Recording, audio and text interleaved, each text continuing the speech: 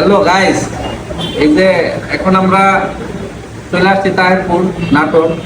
তো এখানে একটা কাঁচাগোল্লার আইটেম আছে। হ্যাঁ, নাটোরের বিখ্যাত কাঁচাগোল্লা। তো এখন আমরা একটু খায়া ট্রাই করি। বিসমিল্লাহির রহমানির রহিম।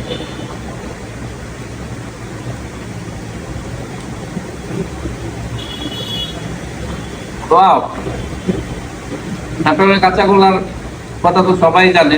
বিখ্যাত কি নাটোরের কাঁচাগোল্লা। তো মোটামুটি অনেক স্বাদ। আপনারা যদি না খান বুঝতে পারবেন না।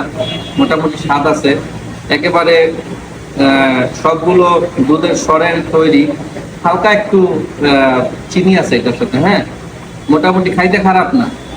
তো আপনারা যদি কেউ নাটোরে আসেন, অবশ্যই নাটোরের কাঁচাগোল্লা ট্রাই করবেন। ঠিক আছে, এটা এটা নাটোরের ঐতিহ্যবাহী একটা খাবার। আর যদি ভিডিওটা ভালো লাগে, আমার একটা নতুন চ্যানেল